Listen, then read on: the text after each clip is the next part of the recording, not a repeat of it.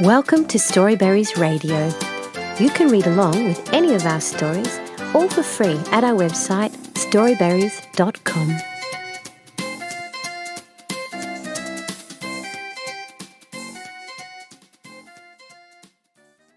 No, by Leora Friedland at Book Dash.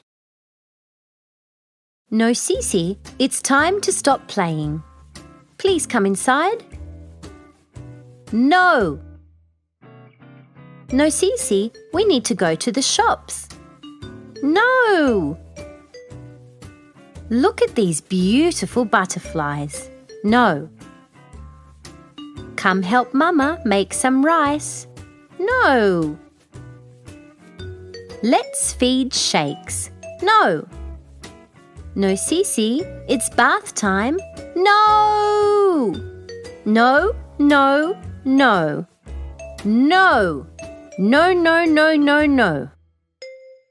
How about an ice cream? No. Oh. Not no. Yes. Yummy, yummy. Yay! Yay! Yay! No, Cece, will you tidy your room? Well, okay. The end. Thank you for reading with Storyberries.com. Free stories for kids.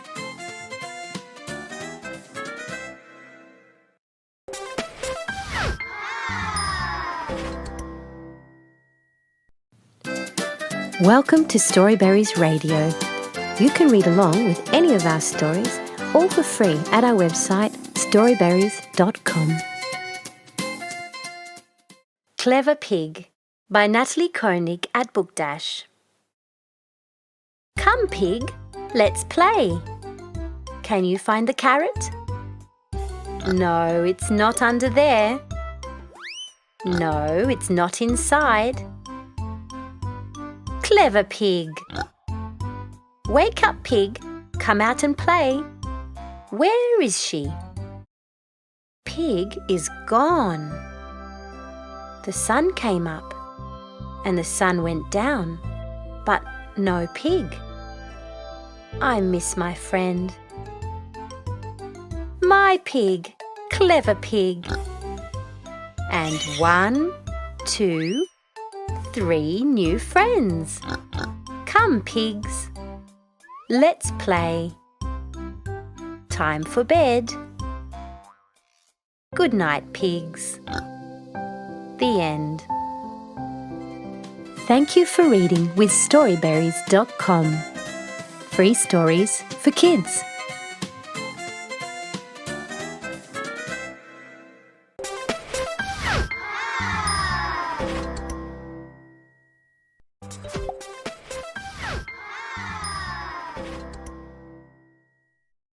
Shh! What's that? By Sanjana Kapoor at Storyweaver. Good night, dear. Good night, Tara. Dada turns off the lights. Swish! What was that? Tara looks at Dia. Dia looks at Tara. Clunk! Off! Monster! Dia and Tara hide under their blanket. What are we going to do? Says Dia. Let's scare it away, Tara says. With a monster of our own, says Dia, the Scarfinator, who has a football head. Yeah, you! I think we scared it, Tara says. Oh no, it's getting up.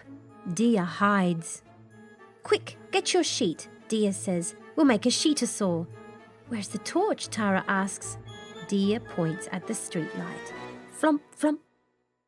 Shrimp, poof. And I'll use my torch to make a characabra with my raincoat, Dia says. 2 monsters should scare it away, Tara says. Move the torch closer. We'll make the characabra bigger. Clish, creak. Tara waves her hands under the sheet. Click, click, blink. What are you both doing? Dada says. You are the monster? Tara and Dia yell. What monster? Ha ha! Hoo! They all laugh and make shadow monsters. Shadow watching. When light shines on a solid object, it creates a dark shape behind it. The dark shape is called a shadow. Shadows change based on the light. If the light is close to the object, the shadow is bigger. If the light is far away, the shadow is smaller. The same object can cast two shadows if you shine more than one light on it. Different objects make different kinds of shadows. Try making shadows using objects made of different things. Shine a torch on a glass of water, a book or a net, and look at how the shadows change. The end. Thank you for reading with Storyberries.com. Free stories for kids.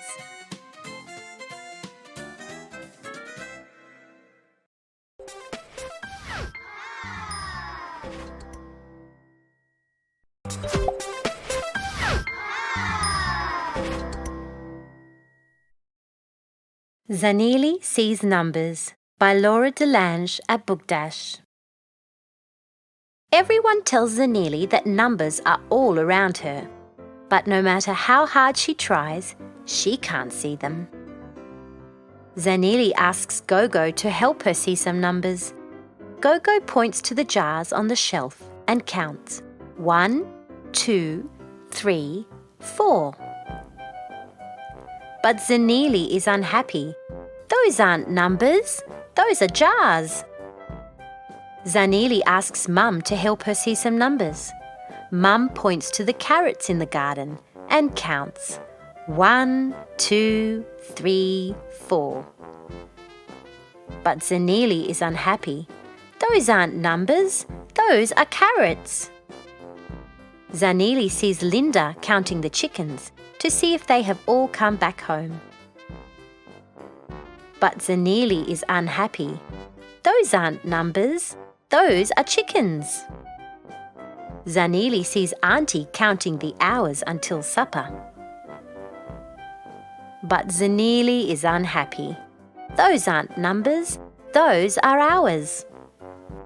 Zanili can't see the numbers in the world. She goes to speak to her sister, Gugu, who is 8 years old and knows everything. If you look at anything in the right way, you can see a number in it, says Gugu. Gugu gives Zanili a pair of magic glasses and tells her to go look for numbers in the world. 1, 2, 3, 4, 5. The end. Thank you for reading with Storyberries.com. Free stories for kids.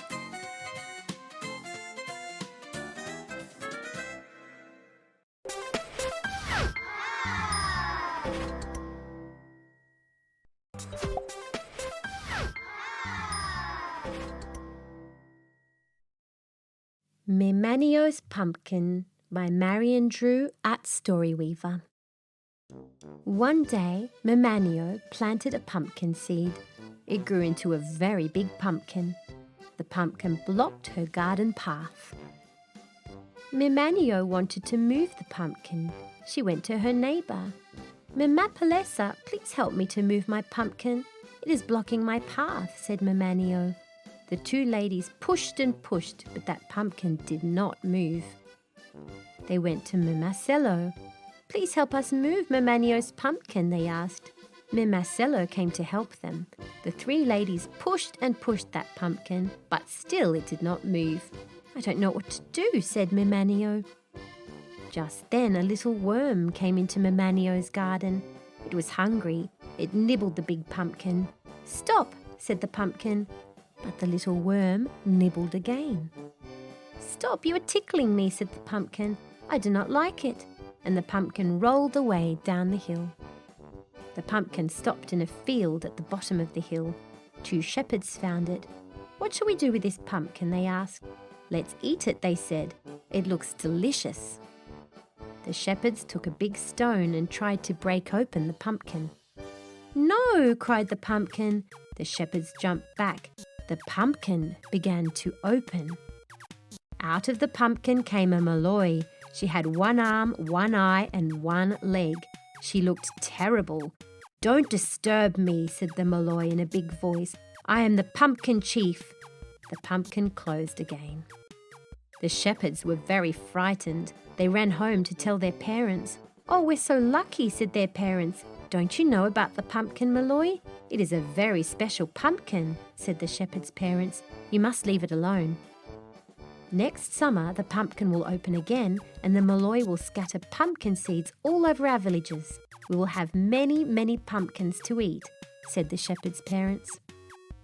And so it happened that the next summer, Memanio's pumpkin burst open. It was full of many, many seeds. Out came the pumpkin Malloy. With her one leg, she climbed out of the pumpkin. With her one eye, she looked across all the villages. With her one arm, she threw all those seeds across the valley. The seeds grew into beautiful big pumpkins in all the gardens in the valley. That winter, everyone in the village had lots of pumpkins to eat. They went to Memanio. "Thank you, Memanio," they called. The end. Thank you for reading with Storyberries.com. Free stories for kids.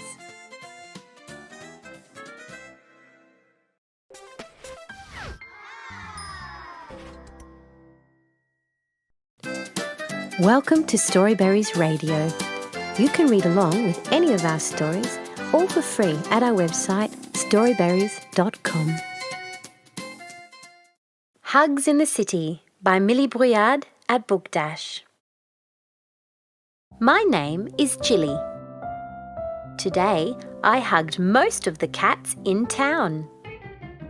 I hugged the neighbour's cat, Ben. Ben said, "Meow, meow." I hugged the old cat who lives under the park bench. He squiggled and he wriggled. I hugged Mrs. Lily's tubby ginger cat. He licked my face. Slurp, slurp, slurp, slurp. I hugged the cat who eats outside the fish and chip shop. He went nom nom. I even hugged the grumpy cat who doesn't like hugs. He yowled and yowled, yow! I hugged a long cat. I hugged a short cat. I hugged an old cat. I hugged a young cat. I hugged a mummy cat. And every kitten she had. I tried to hug the big cats at the zoo, but the zookeeper said no. I climbed on the bus and hugged the cat that was hiding in an old lady's bag. The old lady shrieked, "Shriek!" I went home and got into bed. Yawn. Some furry things snuck in and hugged me. The end. Thank you for reading with Storyberries.com. Free stories for kids.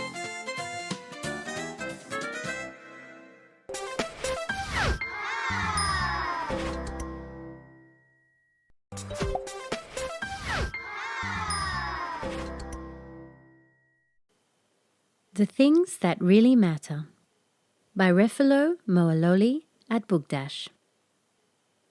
We are going on a trip. I ask Mama what to pack. She says, the things that really matter. We stop at the windmill for breakfast. The jungle gym is so much fun. I forget my toy. I am sad in the car, but Tando is happy. Hooray! Now you can play with me, he says. We stop at a farm to see some animals. Tando is searching so hard for a springbok. A monkey gets away with his headphones. He is sad in the car, but I am happy. Hooray! Now you can sing with me, I say. We stop at a roaring waterfall. We are so excited, we are pushing and pulling. Papa falls in the water, and so does his map. He is sad in the car, but Mama is happy. Hooray! Now I can help you find our way, she says. We stop at the roadside vendor to buy some mieles. Mama bends over to pick the best ones, and her glasses fall and break. Mama is sad in the car, but Papa is happy. Hooray! Now we can find our way together, Papa says. We stop on an ancient hill to get a view of the valley. Papa is making silly jokes for us to smile for the picture. But when we get back to the car, it won't start. Everyone stops laughing. Don't worry, says Mama. We can still have a good time. We are the things that really matter. And so we do have a good time by playing and singing and finding our way together while enjoying the best mealies. The end. Thank you for reading with Storyberries.com. Free stories for kids.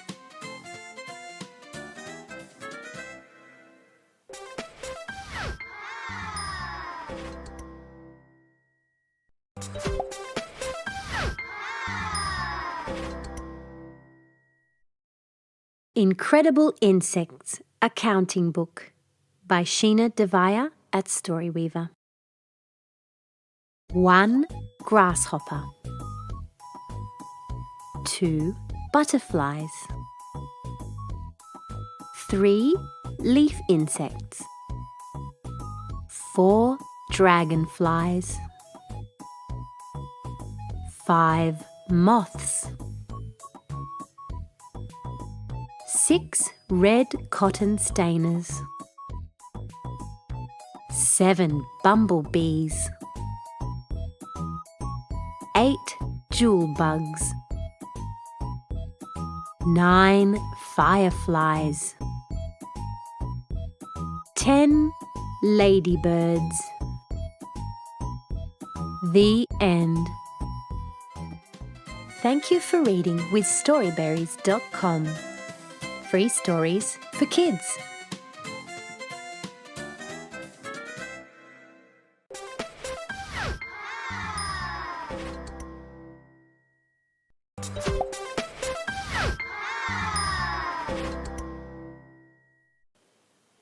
Sister, Sister, Where Does the Sun Go at Night? By Rupi Pai at Storyweaver. Sister, Sister, I wonder. What do you wonder, little brother? What do you wonder? I wonder where the sun goes at night. Where do you think, little brother? Where do you think? I think. Tell me, little brother, what do you think?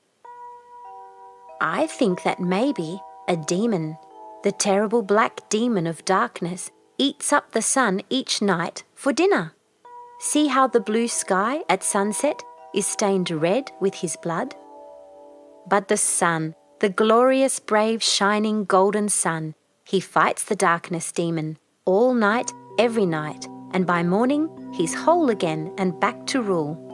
That's where I think the sun goes at night, into the mouth of a monster after a terrible fight. I'm clever, aren't I, sister? Oh, yes, you are, little brother. Oh, yes, you are. And maybe you are right too. But in the books that I have read, that is not what they said. Then what did they say, sister? What did they say? What do you think, little brother? What do you think? I think. Tell me, little brother, what do you think? I think that maybe while it is night here on earth, it is a glorious day in the ocean's darkest depths, and the mermaids come dancing out of their undersea caves to frolic with the sharks. We have seen it ourselves when we went to Mumbai last summer. Remember how the sun lets go of the sky each evening at dusk and slides soundlessly into the sea? That's where I think the sun goes at night, to flood the underwater with golden light. I'm clever, aren't I, sister? Of course you are, little brother, of course you are. And maybe you are right too. But in the books that I have read, that is not what they said. Then what did they say, sister? What did they say? What do you think, little brother? What do you think? I think. Tell me, little brother, what do you think? I think that maybe there is no mystery, that maybe the sun is just like Father. He goes home tired each night after a long day at work. and his wife, like Mother, fusses over him, shushes the kids, covers him with a night-dark blanket of stars, and hopes his snoring will not keep her awake all night. And every morning, the sun shrugs off his star blanket, paints the dawn sky red with his sleepy eyes, and gets back to work. That's where I think the sun goes at night, home to bed until it is light. I'm clever, aren't I, sister?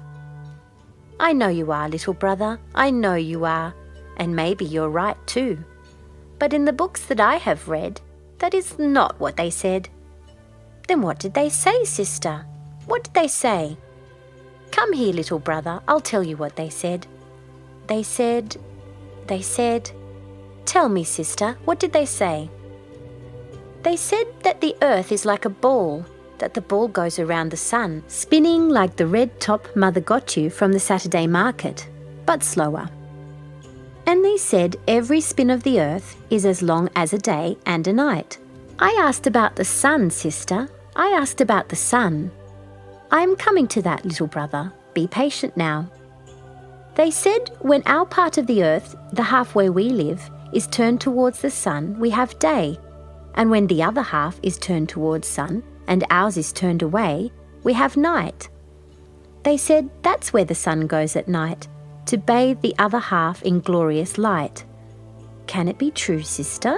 Can it be true? I can't say, little brother, I can't say. But in all the books that I have read, that is what they said. Find out more.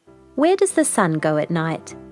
The earth is a sphere that revolves around the sun, along with the 7 other planets of the solar system.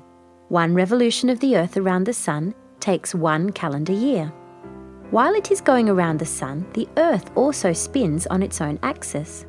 Each spin takes 24 hours, that is, a day and a night. Whichever part of the earth is facing the sun has day. At the same time, the other half of the earth, the part turned away from the sun, has night. Then the earth slowly spins around and the half that was in the darkness, that is, the half that was turned away from the sun, now faces the sun. So this half has day and the other half, which turned away from the sun, has night. So in reality, the sun does not really go anywhere at night. The end. Thank you for reading with Storyberries.com. Free stories for kids.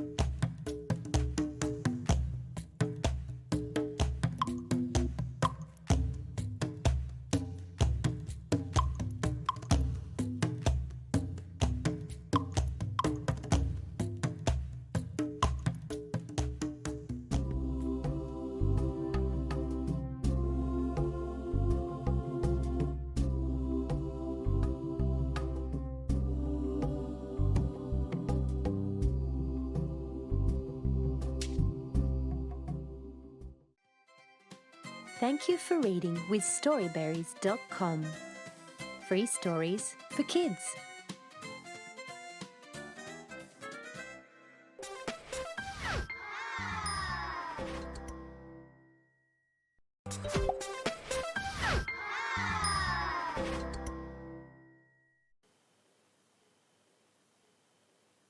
Sticky Brains by Dr. Nicole Livin.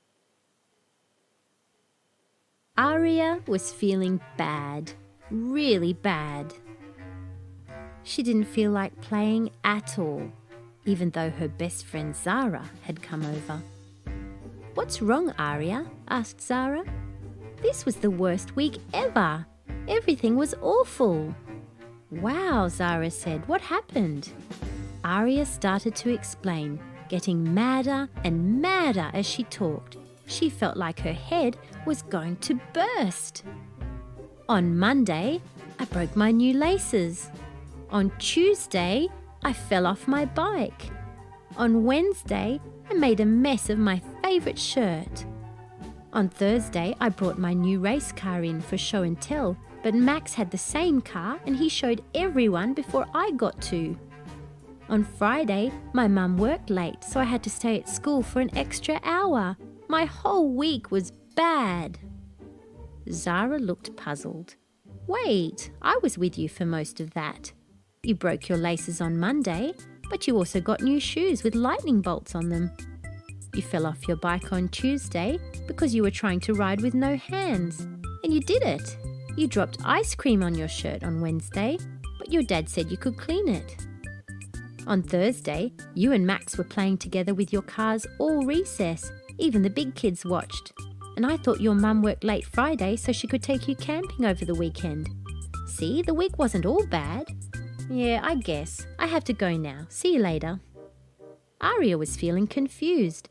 She went into the house and found her mum. "Mum, I think there's something wrong with me.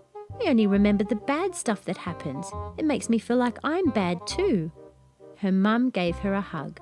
"Oh, sweetheart, that sounds very frustrating. And can I tell you a secret?" "Sure. I sometimes feel that way too." "Really?" "Yes, so does your dad. Almost everyone feels like that some of the time." Her mum started to explain. "A long, long time ago, people really needed to watch out for scary things. If they didn't notice a mean tiger, they could be in danger. But if they missed the good stuff, like a juicy orange or a beautiful sunset, they would still be okay. So our brains learn to focus on the bad stuff because that's what helped us to stay safe. But bad thoughts are like glue. They stick to us, even if we don't want them to. This can make us feel like everything is bad or even that we're bad too." "So bad thoughts are stickier than good ones?" asked Aria. "Yes," her mum replied. "The stuff we think is bad, scary or sad is really sticky. Our brains see it more and remember it longer, so it's not just you who sees the bad more than the good. Everyone gets stuck sometimes." "Well, I don't want to be stuck," yelled Aria. Her mum smiled, "But there's really good news too. First, we don't have to get mad at ourselves if we feel sad or if we get stuck on the bad stuff. And we can do something about it.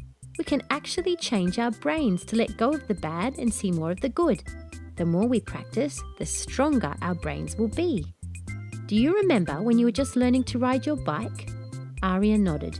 "It was really hard at first. I fell a bunch of times." "But the more you did it, the easier it got, right?" Aria nodded again. "Yeah, I'm awesome at it now." Our brains work the same way. They get good at what they practice. "So we can change our brains to see bad things in a new way?" "Yes," her mum replied. "Instead of getting stuck, we can choose what we want to notice." Aria started to think about this. If I practice, it would help me to see that things aren't all bad. My brain was showing me only part of the picture. Her mum smiled again. "Right, and we can teach our brains to see more of the good stuff more of the time. Why don't we try it now? When something good happens, let's help the feeling stick. First, we can take a few deep breaths. Now, let's find something that makes us feel good. It can be something big like a beautiful rainbow, or getting a birthday present, or even something small like a cool sip of water. Let's pay attention to how the good things make us feel inside. then we can soak in the good feelings. Wow, said Aria, it's pretty easy to change my brain. So remember, even when everything feels awful, you can train your brain to stick less to the bad and notice more of the good. You just need to practice it until it sticks. The next week, Aria and Zara were walking to school. All of a sudden, Aria tripped and fell. Uh-oh, said Zara. Is this another horrible week? Aria felt her face getting hot. She started to get mad again. But then she remembered her brain-changing powers. She took a deep breath and decided to feel the warm sun on her face. It worked. She felt better. Well, I got in trouble for not cleaning my room. I lost my pony sunglasses and my unicorn shirt ripped, she said. But I also got to play outside, climb trees and help my dad bake bread. Then she smiled and thought to herself, I wonder how I will change my brain next week. The end. Thank you for reading with Storyberries.com. Free stories for kids.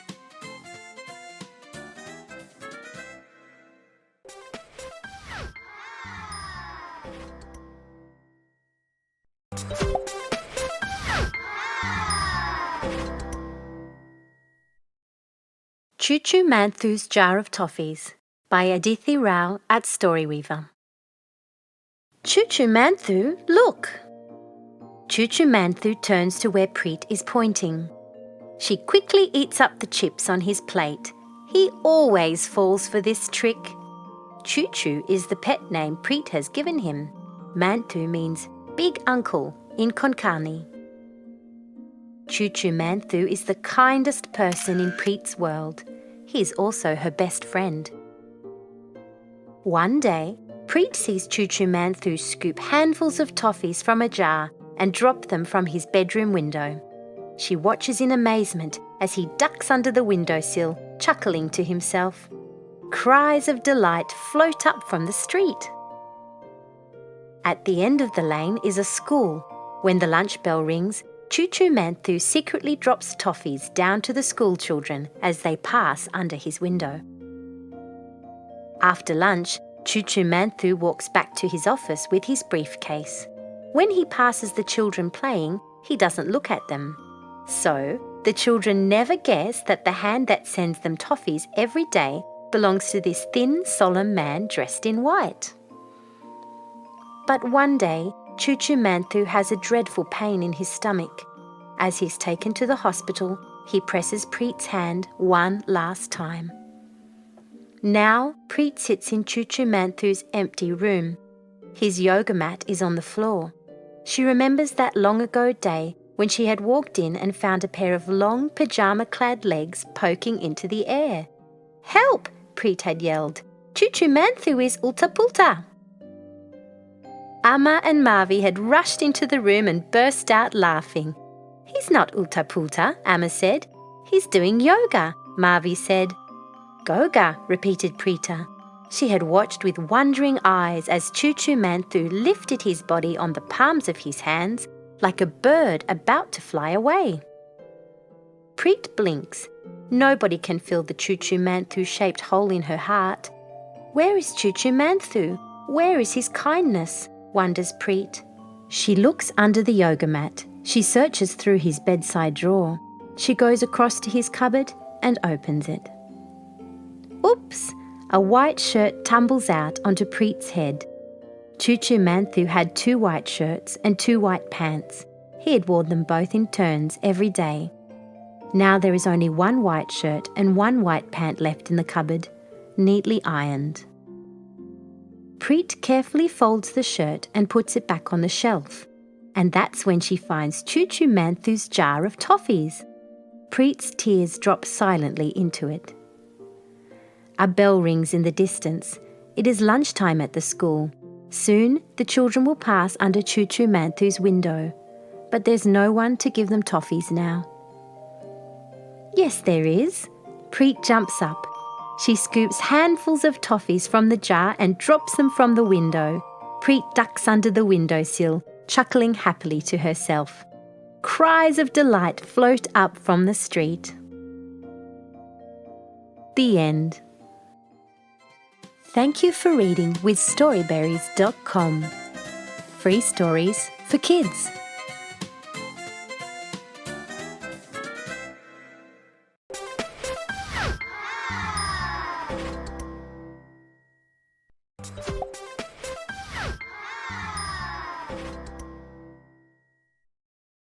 Alphabets. A funny poem written and illustrated by Sue Clancy. Alfred loves living on a farm. Boo rarely causes any harm. Coco dreams of milkshakes galore.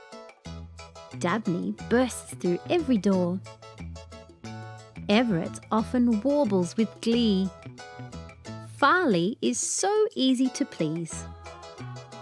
Gingerbread loves days when it snowed. Henry is sure he's cracked the code. Ivan refrains from eating the shoe. Joe remembers the things that he knew. Cameron eats eggs from the carton. Liam looks nice in his tartan. Maxine masters walking the beam. Nan enjoys cheering the team. Olive has a mysterious mystique. Pia loves long runs by the creek. Quincy is rarely upset. Rufus requests a 3-egg omelette. Snickerson eats all the whitefish. Tippy, aged 2, is still kittenish. Oodle grabs steaks right off the hob. Violet hopes for corn on the cob. Winston exudes a certain noblesse.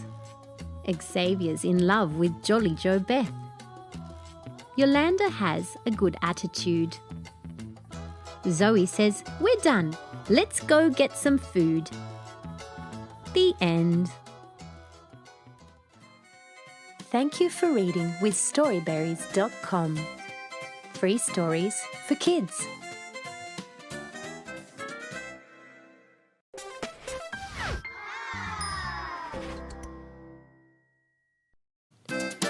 Welcome to Storyberries Radio. You can read along with any of our stories, all for free at our website, storyberries.com. A House for Mouse by Michelle Fry at Book Dash. Mouse was looking for a new house. This looks like a nice house. You can come and sleep with me, said Puppy. Thank you, said Mouse. That night, Mouse's dreams were bouncy and muddy.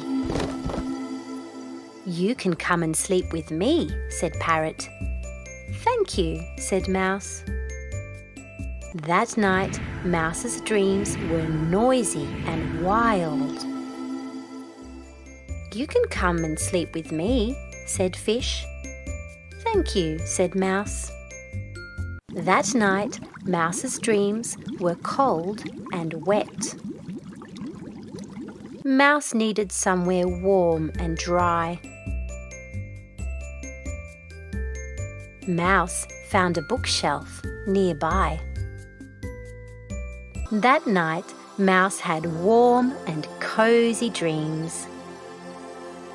Good night, Mouse. The end.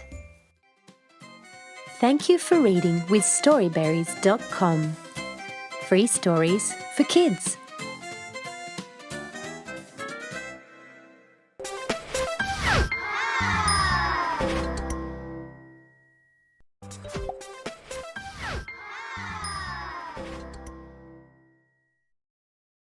Our Beautiful World by Bibek Bhattacharya at Storyweaver. We live in a beautiful world, a world filled with wonders, a world of soaring mountains, of deep oceans, a world teeming with life and joy. It is a world we call home. Here we reign supreme. We design new technological miracles. We shoot for the stars. We build amazing things. We study the world, the universe. We try to make our lives easier and easier and easier with new gadgets that aim to make everything better. Easier, yes, but is it better? Our home is paying a terrible price. We're changing the earth, killing birds and animals with whom we share this planet, endangering our fellow humans. The world is becoming a desert. Oceans are rising, glaciers are melting, crops are failing. The heat is rising. There is a monster that haunts Earth. It is called climate change. Humans are its creator. This is the story of how we made it. It is a story of how we betrayed our home, Earth. About 12,000 years ago, the Earth entered a new geological epoch called the Holocene. It was paradise. This is when the gigantic sheets of ice that covered much of the northern hemisphere and large parts of the southern hemisphere retreated towards the north and south poles, and the world entered a new era of plenty. New forests grew and life flourished. The world's climate became warmer and then stabilised. Ever since then, for about the last 11,000 years, the Earth's climate has been stable and calm. Humans have been around for about 200,000 years. But before the Holocene, we never had it this good. In the past 11,000 years, we have thrived. We discovered agriculture. We settled down in villages and towns. We created art and built grand civilizations. The pyramids of Giza, the cities of the Indus Valley Civilization, the Mayan Empire and the Roman Empire all happened during the Holocene. This was all possible because of widespread agriculture and trade. We grew crops, we made things, we exchanged them with each other. We grew prosperous. Our ancestors started clearing forests to grow more crops, and slowly their footprint expanded.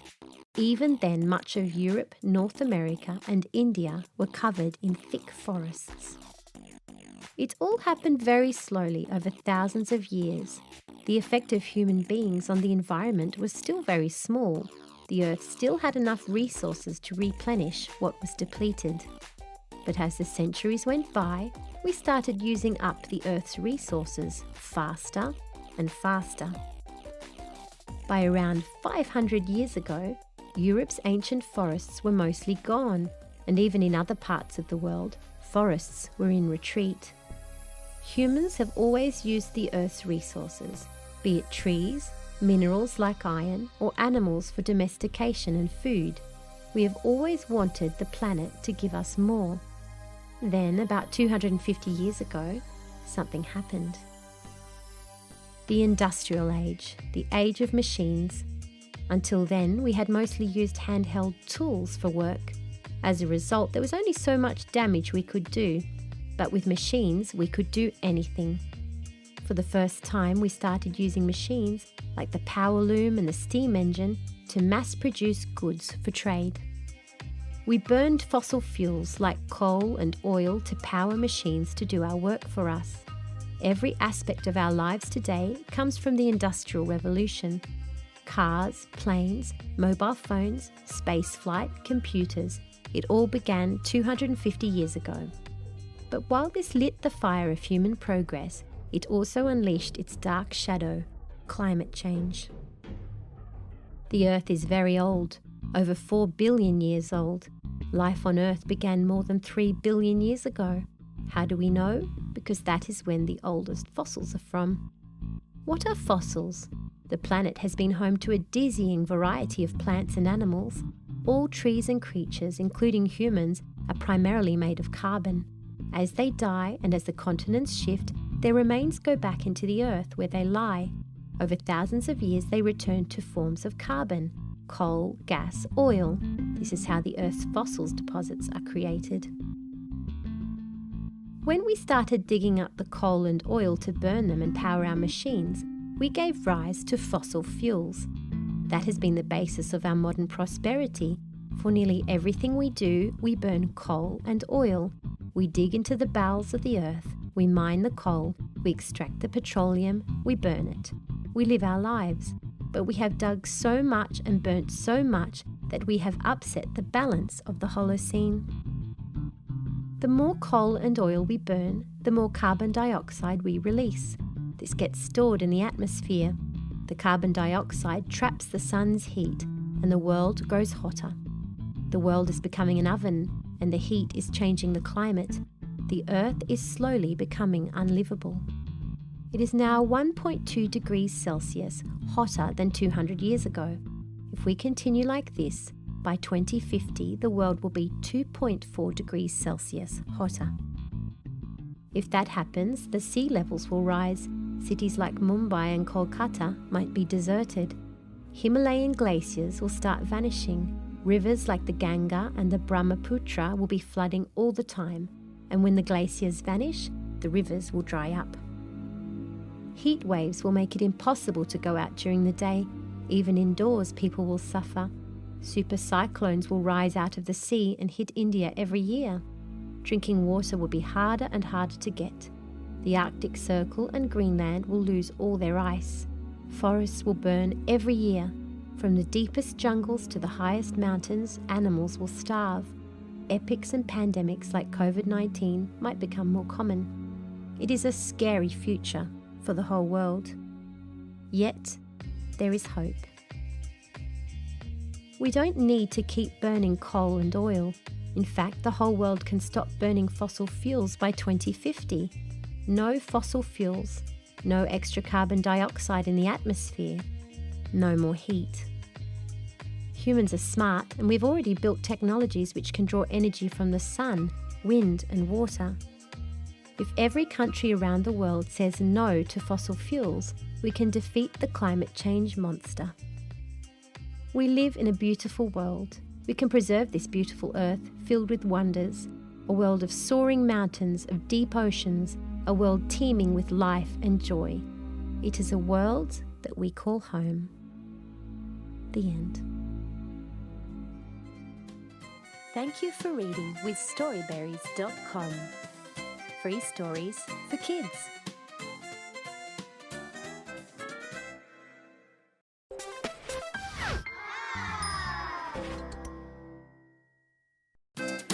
Welcome to Storyberries Radio.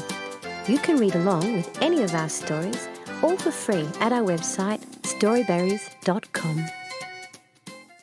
The Day Mum Turned Into a Monster by Jade Maître. Everything felt so ordinary on the day Mum became a monster. George and Jack came home after school. "Hi boys, how was your day?" asked Mum. The boys didn't reply. They dropped their school bags in the middle of the kitchen. They kicked off their shoes and socks and left them in little piles. It was a hot afternoon, and it felt so good to have their bare feet on the tiles. George plopped down into a chair. "Get me a scone, Mum," he said. Mum did not reply right away. Perhaps, in hindsight, her fingers gripped the kettle a little tighter, an animal instinct flaring up in her human body. Was there a moment when the inevitable mightn't have happened? When her spirit might have valiantly battled to escape her human form?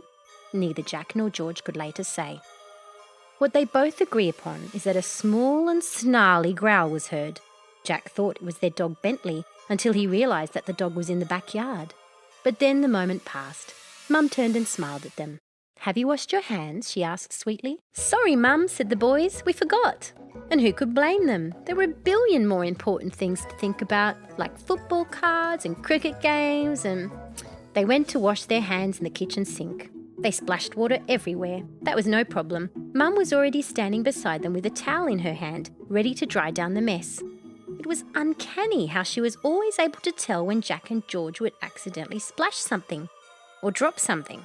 But, "Jack," whispered George. What was it? Jack followed his brother's eyes. Mum was still smiling, the towel in her hand, but there was something tight and strained about her smile, something menacing about the way she held the cloth, ready to wipe down the surfaces. George looked like he'd seen something dark in the tightness of her grin, in the strain of her eyes, as though an interior war waged beneath her skin. It was somehow beastly. Then Mum became herself once more. It was unnerving. "George, my sweet, is there something the matter?" Nothing," he stammered. "I didn't say anything." The boys ate their scones very quietly now. Mum was normal while they ate, but when Jack poured his sugar on the scone, instead of using a spoon, it spilt onto the table and the floor. Something twitched. Mum looked a strange shade of teal. They ate and drank more quickly. Milk was spilt and crumbs fell onto the table. "Let's get out of here," whispered Jack to George. They left their plates and cups where they were and escaped the kitchen, not bothering to pick up their school bags and tripping over their discarded socks. From the safety of their bedroom, they heard a sudden, almighty roar! Uh-oh. The wild beast flailed in the kitchen for several long minutes. Saucepans banged, books were smashed. Jack and George peeked around the corner of the bedroom and saw their mother had grown wild feet and gnashing teeth. Her body had swelled to 3 times its normal size. There was hair everywhere, in clumps on the floor and trailing a path to the bathroom where a tap had been ferociously started and a vigorous squeal of scrubbing ran down the hall. It was terrifying. "What's happened to Mum?" Jack cried. "She's become a monster. She's on a rampage. What's she done with our real mother?" He looked wildly around the room. They had no weapons, only toys and toothbrushes, Lego blocks and books. George took an encyclopedia and a pencil. Jack equipped himself with a pillow. Together they opened the door a crack and carefully, ever so carefully, peeked their heads around the corner. To smack right into Dad. He was walking down the hall. He took one look at his boys and sensed the fear in their eyes. He stopped, amused. "What on earth are you doing?" "Mum's a monster," George told him. "Oh well, do you think pillows and a pencil are going to help?" Dad told them what they needed to fight a monster. Mum was still rampaging in the lounge room. When they picked up their dirty socks and put them in the laundry, her size decreased. When George went and got a cloth and wiped out their mess, her teeth stopped gnashing. When they gave her a hug and said hello, she was completely back to normal. It was a fascinating magic. Jack and George never forgot how to tame the monster after that. And they needed to remember it, because one day, when they came out of the pool, Dad had turned into a monster. Oh no! The end. Thank you for reading with Storyberries.com. Free stories for kids.